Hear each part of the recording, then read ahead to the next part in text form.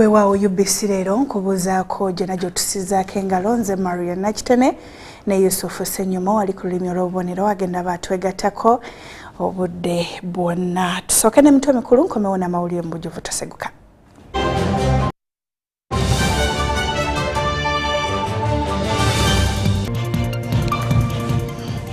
Ubc Lero Museveni akubirizza abakulembeze ku ssemazinga okulwanyisa okunyunyuutibwa.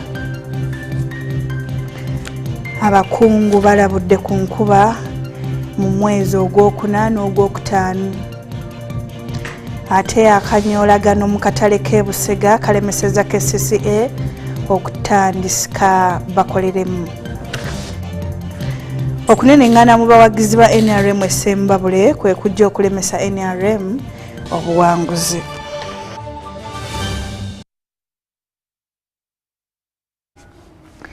Weewaawo nziramu nate okukwaniriza ku Ubc Lero nzikiriza ntandike n'omukulembeze w'eggwanga Yoweri Kaguta Museveni akunze bakulembeze banne ku ssemazinga Africa okulwanyisa buli muziziko oguyinza okwekiika mu nkulaakulana ya ssemazinga ono. Ono abadde aggulawo olukuŋŋaana lw'abakulembeze ku Speak Resort e Munyonyo. Olukuŋŋaana luno lukuba ttooki ey'enjawulo ku wa Africa weetuuse ku biruubirirwa ebyenkulaakulana eby'ensi yonna era n'emiziziko egiremesezza ebintu bino okugenda mu maaso era katubifune.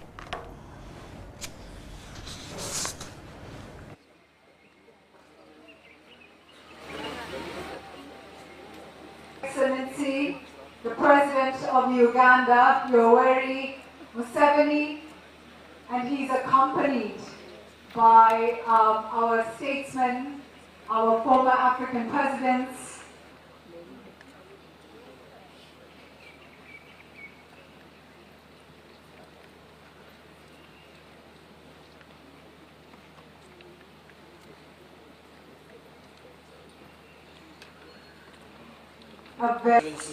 thank you for traveling all the way to join us today.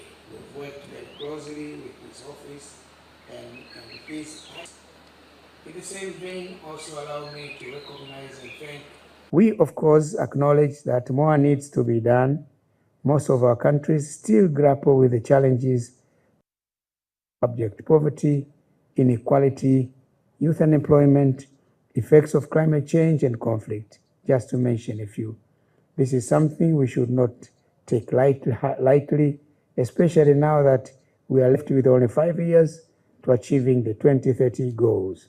Therefore, the importance of urgent and transformative action can never be overstated. Your Excellency, we expect that the African Leadership Forum 2025 will serve as a turning point by calling for bold, practical solutions and renewed commitment to accelerating SDG progress across the continent. When you export and process coffee, as we have been doing all this time, you get about $2.5 a kilo. The price is now a bit higher, but normally it was around $2.5 a kilo of very good coffee. What they call screen 18, the one with good seeds. When somebody goes and makes coffee, powdered coffee out of that, he may get as much as $40. So that's another bottleneck. They're relying on raw materials, exporting. You are donating money and donating jobs.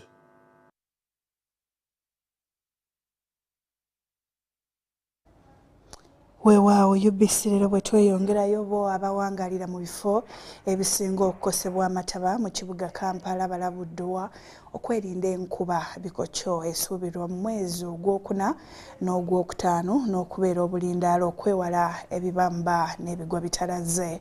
Ekitongole ekikwatibwako kitandise okusomesa abantu ku ngeri y'okwerindamu amataba obutakosebwa n'okwongera okukuuma ebintu byabwe. Bano batandikidde Bwayiise okumpi n'ekibuga Kampala.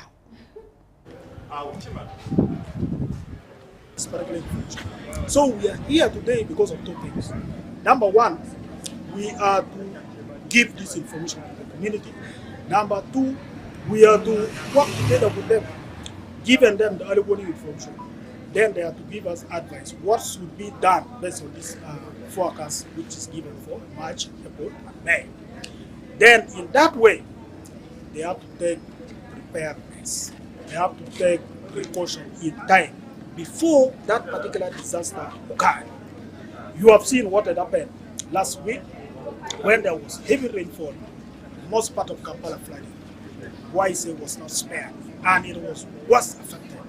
And when we were releasing this forecast at the beginning of last month, we indicated very clearly that the rain which is coming during March, April, and May, it is going to be a lot. Meaning, coming a lot, it is going to come with a lot of associated disaster. And the associated disaster is the flooding. Act Together, we work with the slum dwellers in the cities, and we understand most of the slum dwellers are occupied the low-lying areas of this city. And when the weather challenges happen, like what happened last week, they usually affect the people who stay in the low areas, like floods, like the death of children. So we have organized this engagement to ensure that the communities are aware of what is meant to happen, because the weather forecast, Ministry of Water told us that the peak season is going to be in April. From now, we expect more rains, more than what we saw last time. So we have brought this information together to the community so that they are aware of what is going to happen. They can prepare and avoid losses or avoid death of children and adults like it happened last week. So what we have been telling them, one is to see that we start distilling the streams in Kamalimali here, and so that cases can also work on them, and also bring on government to see that they can start they can start also doing awareness campaigns to see that with increased rains they will cause floods, and let people not move within these floods, and also people to stop driving whenever there is flooded water. So weather forecasts are very critical for our community, and during this season, specifically for Bwayiise, we see the floods is flood prone, so it is high time we see that people can adapt, for example, raising their utensils, raising their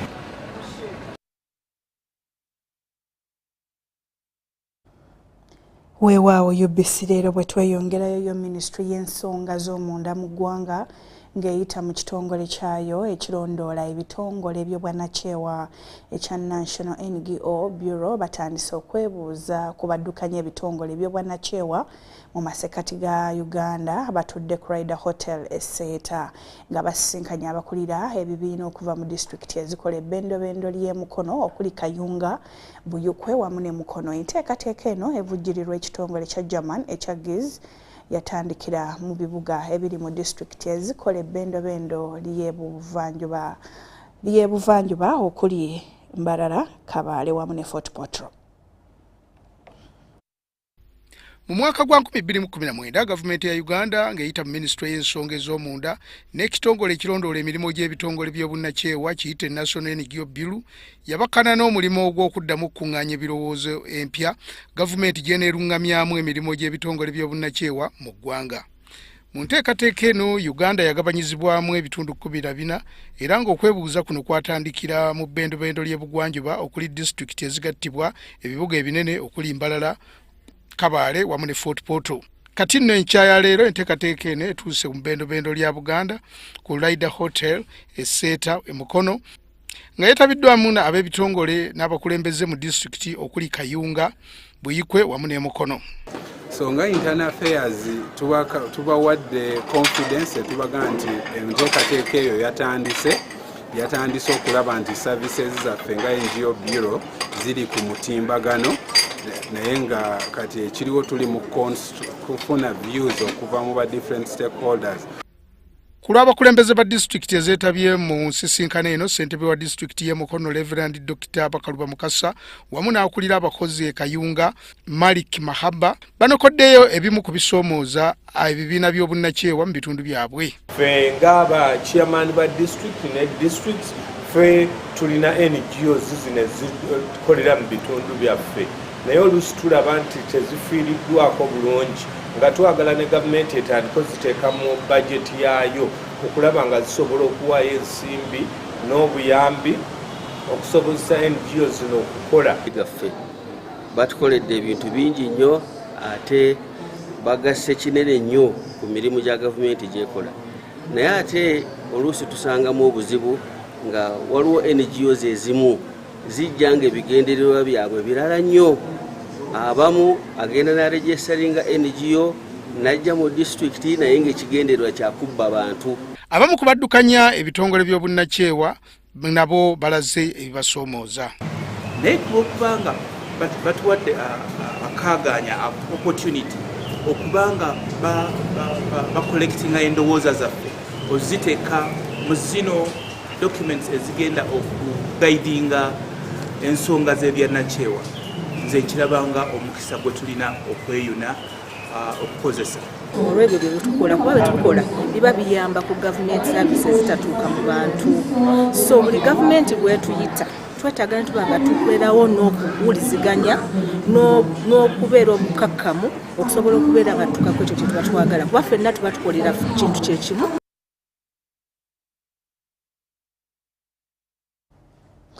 Weewaawo kakati olukiiko lw'abeepisikoopi okuva mu Ekereziya Katolika lufulumiza ekiwandiiko omuli ensonga 14 ezirina okuteekebwako essira okumalawo okulinnyirirwa kw'eddembe ly'obuntu n'okutuusa empeereza y'omuggondo eri bannansi awatali kyekubira. Ebbaluwa eno eyanjuddwa ssentebe w'olukiiko luno era Ssaabasumba w'essaza lya Kiyenda Mityana Bishop Anthony Zuwa.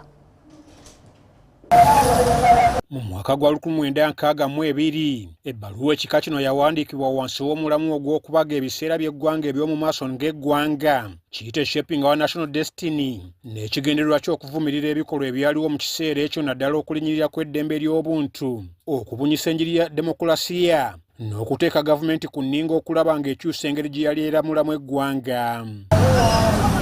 Enkya ya leero nate ssentebe w'olukiiko lw'abeepisikoopi olwa Uganda Episcopal Conference Bishop Anthony Zuwa afulumiza ekiwandiiko ky'ebbaluwa ku lw'ababisopu okuva mu Ekereziya Katolika ey'omulundi 2017 ku kusoomooza okuli mu Uganda. Okusinziira ku bbaluwa eno, ebikolwa omuli ettemu, omulugube naddala abantu abafuna eby'obugagga mu makubo amakyamu, obuggya bye bimu ku bibanokolayo. Obugagga si kibi. Obugagga kiva mu bintu Katonda bye yatonda n'abituwa.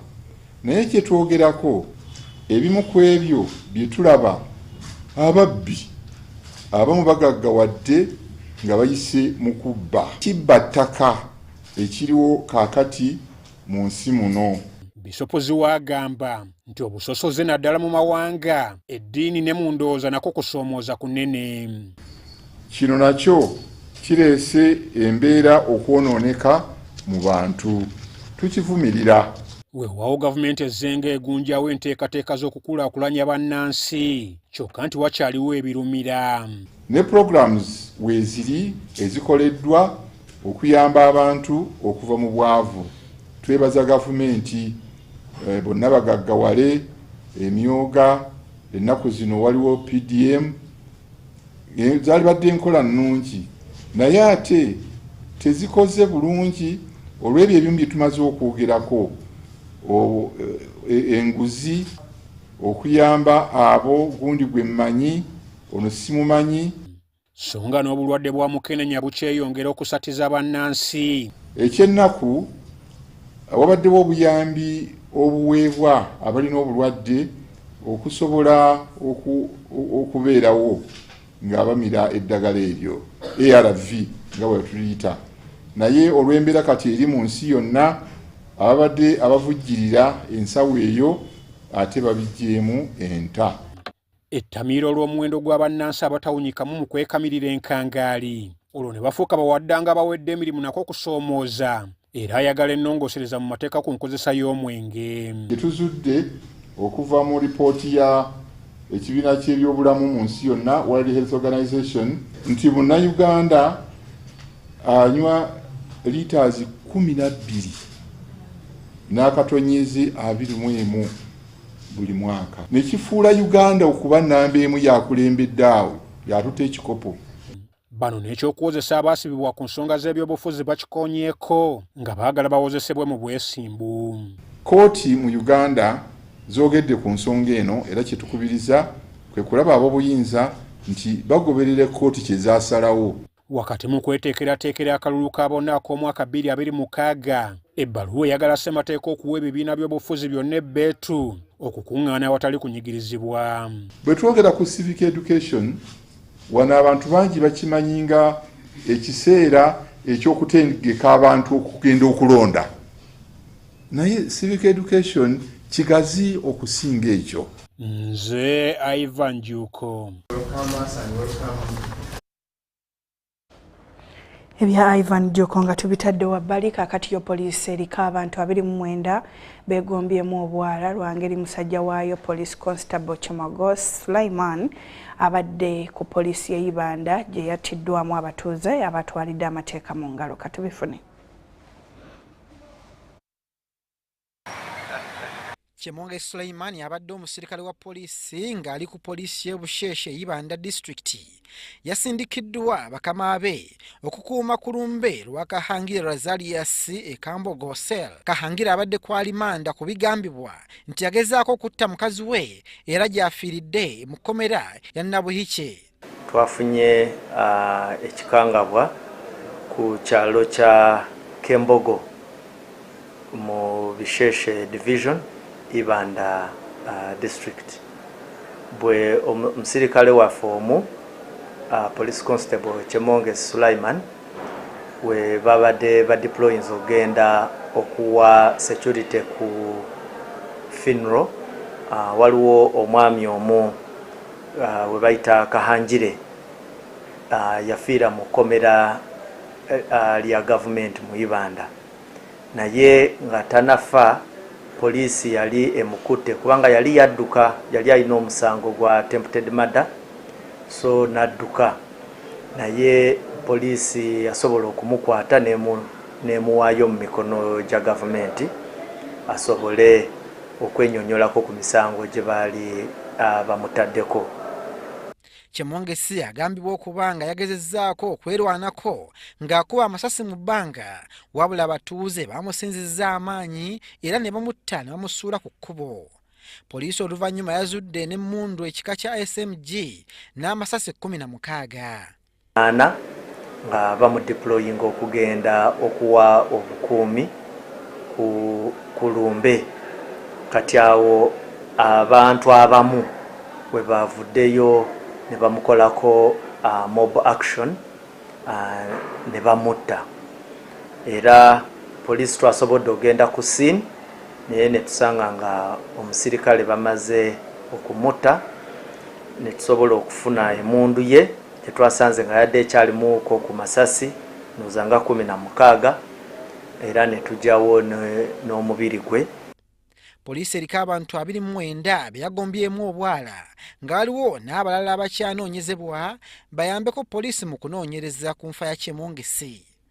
Twagala okutegeeza nti nga poliisi nti ebikolwa nga bino tubivumirira n'amaanyi, era we twogerera twakakwatayo abantu 29 betuteebereza okuba nga beetabye mu kutta ono omusirikale, ate nga n'ekikwekweto ekyokufuna abalala abeetabye mu kikolwa kino kikyagenda mu maaso. Poliisi yali yateekawo enkola ng'omusirikale tasindikibwa yekka ku mulimu n'ekigendererwa ekyokukuumagana n'okwaŋŋana ku magezi mu mbeera ng'eno, wabula nga Chemonge ku mulundi guno kyewuunyisa okuba nga yatumiddwa yekka n'atasobola kwerwanako ku bantu abaatwalidde amateeka mu ngalo ne bamutta. Nze Lubwama Abdul Nasir. Weewaawo n'olw'emboozi eyo tuwummulamu nkomawo n'ekitundu ekyokubiri oluvannyuma lw'obubaka buno Teseguka tukomawo.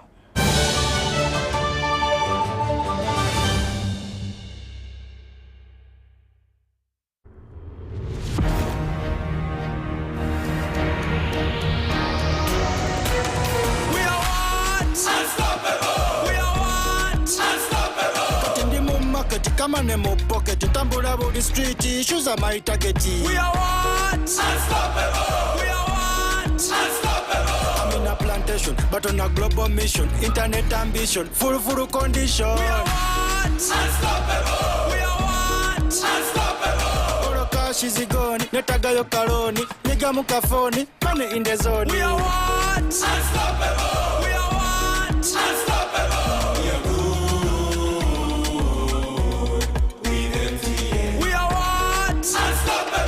With you and MTN together, our ambition is unstoppable. We are what? Unstoppable!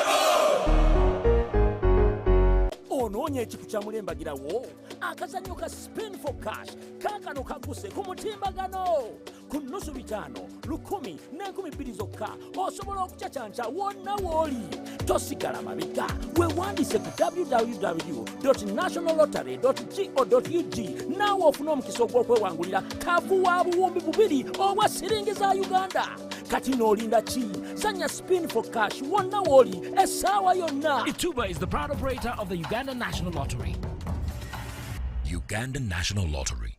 Dream, play, win. Participants must be 18 years or older. Play responsibly. The Uganda National Lottery is operated by Ituba Uganda and regulated by the National Lotteries and Gaming Regulatory Board. Step into a world of excellence, comfort and pride with Royal Foam Furniture, crafted to perfection right here in Uganda. We bring you state-of-the-art living room furniture and bedding products at affordable prices. Our wide variety of mattresses include orthopedic, pillow top, spring mattresses suitable for institutions like hotels and many others for home comfort. With every piece telling a story of royal excellence, our products are built with the highest quality materials made to last. Experience royalty with Royal Foam Furniture, proudly made in Uganda, so buy Uganda and build Uganda. Visit our showrooms at Ginger Road, Chambogo Junction, Bukota Chisasi Road, and on Victoria Mall, Entebbe, on the first floor. Okwongera okuyiga ebikwata ku musolo n'okubisembereza abagusasula. Bannayuganda bangi balina ebibuuzo ebikwata ku musolo gwe basasula eri ekitongole ekiwooza URA.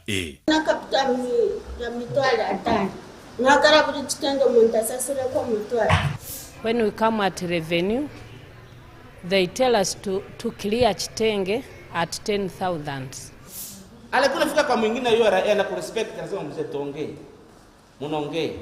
Akuna fika kwa nyingine na kamata faili yako na kwa drawer na. Okutegeera obukulu bw'okusasula omusolo busobola okuyamba okuzza bizinesi yo n'okwewala okufiirizibwanga. Kati osobola okufuna okuddibwamu obutereevu.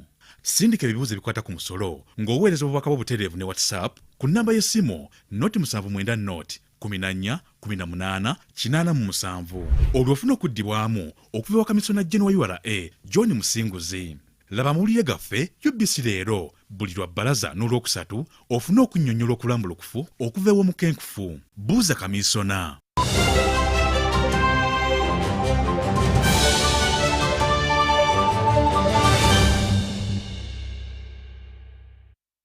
Weewaawo UBC Lero ekitundu ekyokubiri ababaka ku kakiiko ka parliamentary ak'amateeka bakunyiza abakulu okuva ku kakiiko k'eddembe ly'obuntu mu ggwanga olw'obutakulembeza mulimu gwabwe ogw'okukwata abalinyirira eddembe ly'obuntu mu ggwanga okwemulugunya okuva mu bantu wamu n'okunoonyereza ku mbalirira yaabwe nga bwe kirambikiddwa mu ssemateeka ng'omulimu gwabwe omukulu wabula obwanga ne babwolekezza ku nsonga ennafu. Wanira eddembe ly'obuntu mu ggwanga kamanyiddwa nga Uganda Human Rights Commission balabiseko eri akakiiko ka Parliament ak'amateeka okwanja embalirira yaabwe ey'omwaka gw'ebyensimbi 2025-2026. Ebiwandiiko ebireeteddwa biraga nti gavumenti yawa akakiiko ensimbi obuwumbi ezisoba 32 mu mwaka gw'ebyensimbi 2024-2025 newankubadde nga yabongerako ensimbi obuwumbi 2 n'omusobyo okuyambako mu nzirukanya y'emirimu. Wabula okuwanvuya amaloboozi kwe kuvudde z'ensimbi ezaateekebwa mu mbalirira y'omwaka gw'ebyensimbi 2025-2026 okuyambako mu mpeereza y'emirimu okubeera empitirivu, okusinga essira okuliteeka mu kunoonyereza kw'ossa n'okukola ku kwemulugunya kw'abantu ng'omulimu omukulu ogw'akakiiko. This research and documentation which is taking a lot of money and money is not being given to the core function reveals a lot about your budgeting priorities. Procurement of 40 portraits of the president. I don't know whether the current portrait of the president does not depict him well. Tweyamye maaso g'akakiiko nti abasibe bonna bonna abaludde ku alimanda bwe bayisa budget eno tugenda kubalondoola n'okwogerezeganya n'ekitongole kiramuzi. Empeereza ku by'amateeka zaaweereddwa obukadde 3 n'omusobyo zokka, ekintu kitamatiza babaka. Mu kubaanukula ssentebe w'akakiiko Marion Nakitene asabye ababaka obudde baddeyo batereeza emiwaatwa egiri mu mbalirira eyakoleddwa. Wabula omuwandiisi w'akakiiko Margaret Ejanga agamba balina obuyinza okukozesa ensimbi zonna, ekintu ekiwakanyiziddwa ababaka. So these costs are big. It's the reason why we had planned for 75 billion. We tried to bring it to 54 billion. Finally, before the committee, we said 33 billion shillings. So we've been asking the Minister of Finance and the relevant stakeholders to give us at least 33 billion shillings, you know, as a bare minimum. It's that, then let's aspire for a better approach than the previous one. Otherwise, the current one, Madam Secretary, is not satisfying at all. And let's work towards having improved budgeting approach. Bano babuuziddwa ne ku misango egikandaaliridde. Wano Wangadya mu kunnyonnyola agamba emisango gyonna gyakolebwako nga tewali musango gwonna gwasigalira. Gamba nti bannayuganda abasinga batumatira emirimu gyaffe. Weewaawo UBC Lero ye Ssaabaminisita w'eggwanga Robin Nabbanja akakasizza abakulembeze ku Ssemazinga Africa nga Uganda bw'eri eneetegefu okubeera ensaala okulaba ng'ebiruubirirwa 17 eby'enkulaakulana by'ensi yonna bituukirira omwaka 2030 we gunaatuukira. Nabbanja abadde ayogerako mu nsisinkano y'abakyala ebaddewo ng'olukuŋŋaana lwa bonna olw'omulundi ogw'e11 terunatandika ku Speak Resort Munyonyo wano mu Kampala. Ensinkano eno esombodde abagenyi abasoba mu 2,000 okuva mu mawanga ga Afrika ng'omulamwa kuliko okutondawo emirimu, okutumbula ebyenkulaakulana, ebya sayansi ne tekinologiya gwe tunaatuukira mu mwaka gwa 2030. Olukiiko luno oluyindira ku Speak Resort Munyonyo lutandise n'enkiiko ez'enjawulo omuli n'olw'abakyala. Ssaabaminisita wa Uganda Robin Nabbanja asuubizza abakulembeze b'amawanga ga Afrika nga Uganda bw'eri eneetegefu okukwata bendera okulaba ng'ebigendererwa eby'okwekulaakulanya bituukibwako we tunaatuukira mwaka gwa 2030. My government to lead by example and ensure that AU member states, and in particular the Republic of Uganda, take deliberate measures to accelerate the delivery of sustainable development goals. Special attention will be put on the 5 SDGs. 1, SDG number 3. You know what I'm talking about. That is good health and well-being of our communities. SDG number 5. We shall continue to make sure that there is gender equality and empowerment of women and girls. She's our champion there. SDG number 8 on decent work and economic growth. Kyokka Ssaabaminisita ategeeza nti wakyaliwo amawanga ga Afrika mangi agakyakwebedde mu kutuukiriza ebigendererwa eby'okutuuka ku nkulaakulana. Here to evaluate the progress of our governments, the strides they have made on delivering the 17 Sustainable Development Goals. We equally note that some African countries are not yet on track to fully implement the Sustainable Development Goals by 2030. She has already told you how far Uganda is, and this I want to commend our president for being a champion of gender equality. Unanokoddeyo Uganda wetuuse okulaba nga abakyala batuuka ku mwenkanonkano n'abasajja. Weewaawo badde mulabi mulungi, nze Marion Nakitene ne Yusufu Ssenyomo wali ku lulimi olw'obubonero atakuumira mpeera ku nkuumire tusinkana olunaku olw'enkya weeraba.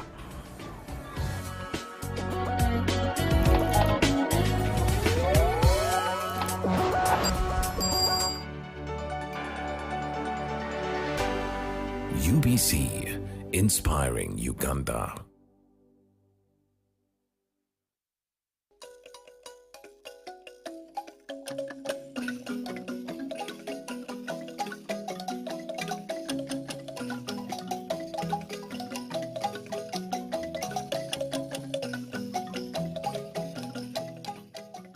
Nnyo ku programu agafa embuga era n'enkwebaza abantu negaseeko akawungeezi ku lunaku olwaleero kwebaza gyonna gy'okoze n'okukulisaayo yonna gy'okomye olunaku olwaleero. Ssaawa zino zennyini tuba tugguse n'agafa embuga nga kutuusaako emboozi z'omukulembeze w'eggwanga yonna gy'abayise n'emirimu gy'abatuuseeko. Nga bulijjo nze Brian Kimbugwe era mu mangi ge tulinago mwe muli n'okukyala kwaliko mu ggwanga erya South Sudan. Neetoololamu katono nnyo bwe nkomawo ngenda kubanga kuwa mujjuvu tovaawo.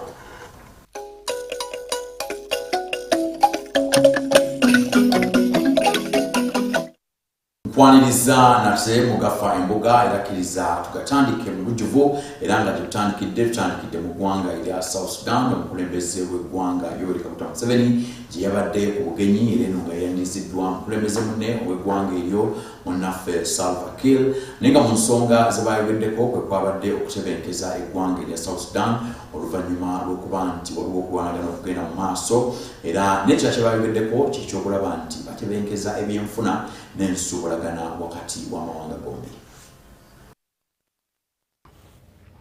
President Yoweri Museveni masekkati ga wiiki ewedde yatonya mu kibuga ekikulu Juba ekya South Sudan ku bugenyi obutongole.